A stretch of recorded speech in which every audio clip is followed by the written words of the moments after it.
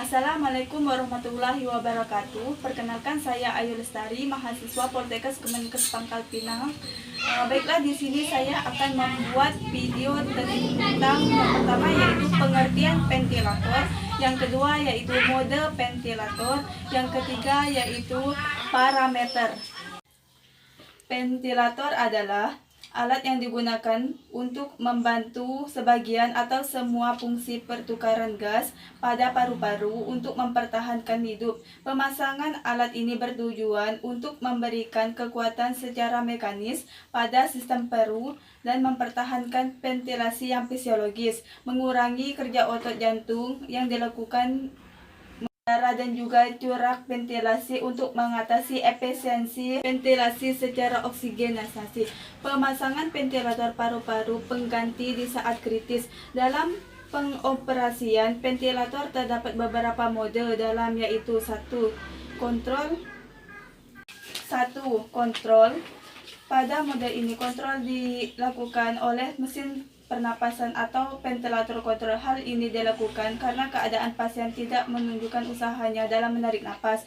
Dengan bantuan alat ini, napas pasien dikontrol secara penuh tanpa memperdulikan usaha pasien untuk bernapas. Apabila pasien sadar, ansietas tinggi dan tidak nyaman akan timbul dari mode ini.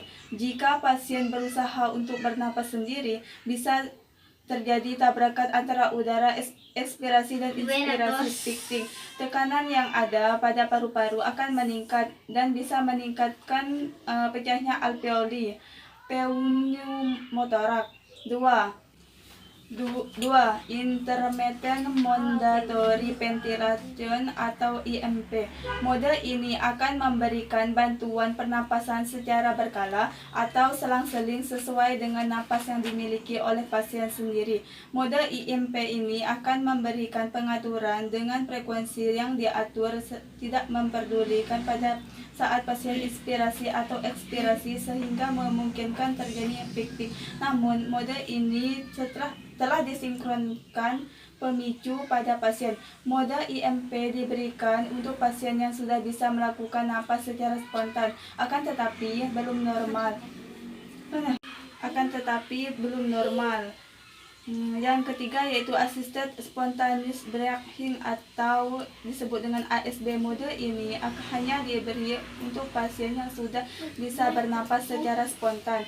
Dengan adanya usaha dari pasien akan bernapas sesuai dengan mode yang telah diatur. Namun, pada mode ini kendali napas harus dimiliki oleh pasien, karena jika pasien tidak mampu memicu, maka udara pernapasan pada ventilator tidak diberikan. Yang keempat yaitu Continuous Positive Air Pressure atau CPAP.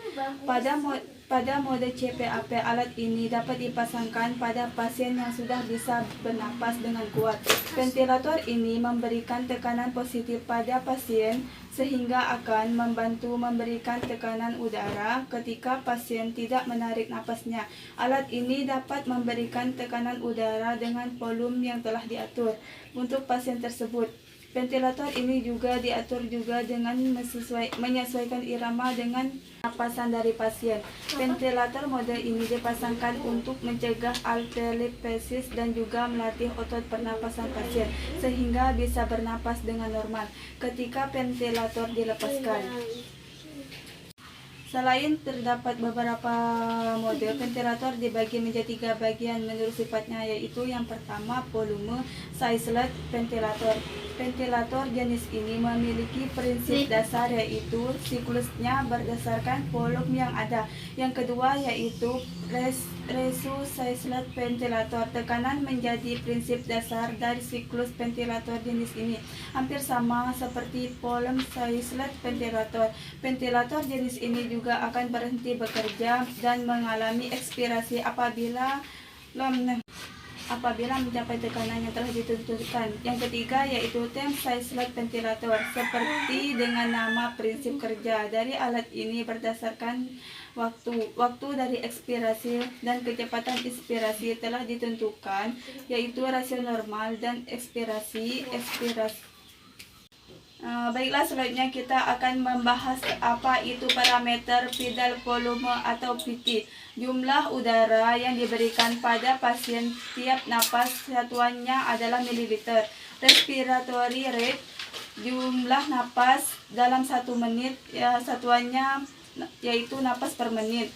Minute ventilator atau MP yaitu jumlah udara yang diberikan kepada pasien dalam bentuk menit. Kemudian hasil perkalian vital volume dan respiratory.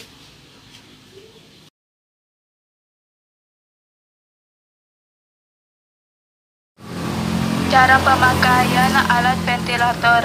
Sebelum mulai memasang ventilator pada pasien, dokter akan melakukan inkubasi untuk memasukkan selang khusus melalui mulut, hidung, ataupun lubang yang dibuat di depan pasien atau tracheostomy. Setelah inkubasi selesai, ventilator kemudian akan dihubungkan pada selang tersebut. Penggunaan mesin ventilator ini sangat rumit sehingga pemasangan dan hanya dilakukan oleh dokter yang memiliki kompetensi atau merawat pasien kritis. Alat ini sering digunakan di perawatan intensif karena kondisi membutuhkan ventilator merupakan kasus yang berat.